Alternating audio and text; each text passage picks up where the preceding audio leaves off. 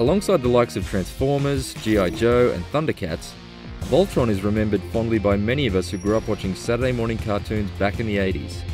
So it might come as a surprise to learn that Voltron Defender of the Universe is only the second Voltron video game ever made. Unfortunately, it's also the worst. This twin-stick shoot-'em-up is short, repetitive, and poorly designed. These 5 space cats simply don't have sharp enough claws to scratch your nostalgic itch. Set! Activator keys! Keys set! Countdown to launch! 3, 2, 1, go Lion! Voltron Defender of the Universe is suitably colourful and runs smoothly even when there's dozens of enemies and particle effects whizzing around on screen. But the environments just aren't very interesting places to inhabit, consisting mainly of green jungle areas, dusty foreign planets, and the asteroid-riddled space between.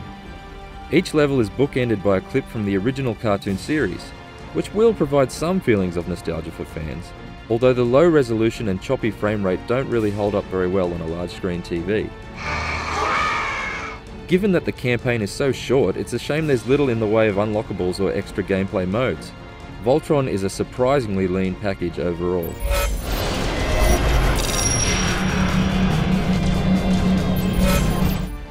For the bulk of its brief, 2-hour campaign, Voltron focuses on relentless bullet hell style shooting for up to 5 players. Each of the 5 Space Lions share the same projectile melee and aerial pounce attacks, but they differ when it comes to their unique special moves, some of which are far more effective than others. Enemy types are limited, ranging from basic cannon fodder ground troops to tanks and flying vehicles. And there's little strategy to overcoming them beyond circle strafing and shooting incessantly. The formula gets old pretty fast. The repetitive slogs through each of the game's 3 different planet settings would almost seem worthwhile, just for the opportunity to form Voltron for the boss fights. But unfortunately your control over the towering mech is restricted to a turn-based sequence of clunky Quicktime events. Talk about an anti-climax. Admittedly, it makes sense for co-op as you can't really have 5 players controlling the one character, but surely a more enjoyable solution could have been found, and ultimately what should be the absolute highlight of a Voltron game just doesn't feel satisfying at all. The sad truth is that the best feature of the game is the TV voiceover that plays when you hit the pause button. Check this out. Voltron will be back after these messages. Now, back to Voltron. That's it. That's honestly the coolest thing about Voltron Defender of the Universe. The people of Yale will welcome him with open arms, and then we'll welcome the real Voltron.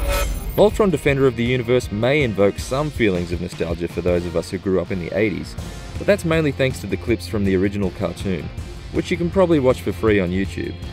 The gameplay itself is simplistic, repetitive, and just doesn't really nail the feeling of being Voltron. This may be Voltron in name, but in this case the 5 cats have come together to form an absolute dog.